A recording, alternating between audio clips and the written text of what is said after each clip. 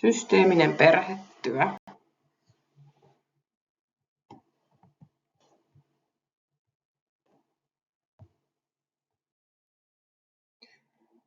Haastateltavana mulla oli perhetyöntekijä Kymenlaakson hyvinvointialueelta, joka on ollut mukana toteuttamassa systeemistä perhetyötä vuodesta 2020 alkaen.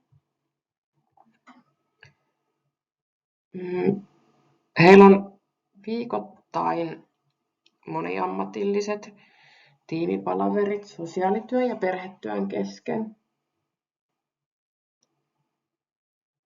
Ja joka toinen viikko palavereissa on mukana perheterapeutti. Ja näissä palavereissa käsitellään perheiden luvalla systeemisellä työotteella perheiden asioita.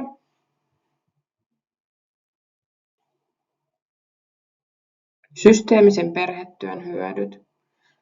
Hyötynä mainittiin erilaisten näkökulmien esiin tuominen perheen tilanteesta sekä tilanteiden pohtiminen perheen ja moniammatillisen tiimin kesken.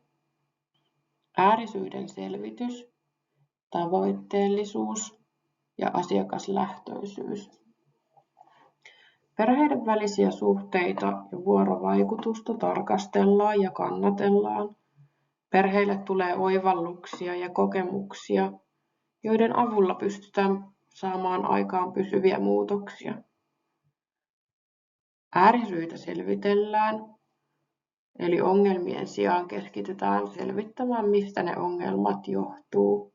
Esimerkiksi opitut ja koetut toimintamallit, aiemmat suhteet, lapsuuden koti, traumat, asiakkaan kuuleminen ja sitä myötä asiakkaan kokemus siitä, että hän saa vaikuttaa. Tuetaan sitä asiakkaan osallisuutta. Systeemisen perhetyön haitat. Perheiden saaminen fyysisesti paikan päälle systeemiseen tiimiin koettiin haasteellisena. Luottamuksen syntyminen, resurssipula, aikataulutus, työntekijöiden koulutus ja työntekijöiden vaihtuvuus ja sitä myöten tärkeä tiedonsiirto. Perheitä voi olla hankala motivoida saapumaan fyysisesti paikalle. Voi tuntua perheenjäsenistä epämukavalta.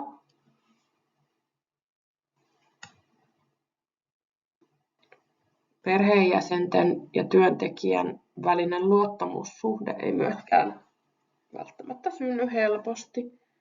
Perheet ei ole avoimia tai kaikki ei ole niin motivoituneita tähän.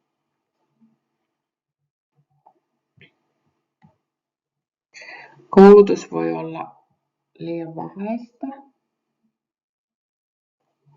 ja kaikkien aikataulujen yhteensovittaminen voi olla haasteellista.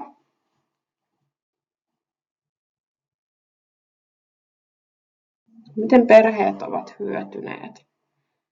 Perheet ovat tulleet kuulluksi. Heille tulee kokemus osallisuudesta, ymmärrystä perheenjäsenille, kuten ylisukupolvisuuden vaikutukset ja kuinka sitä voi muuttaa. Ymmärryksen lisääminen perheenjäsenten välisessä vuorovaikutuksessa. Perheen keskeisen vuorovaikutuksen vahvistuminen. Ja perheiden kokemus siitä, että he itse saavat vaikuttaa.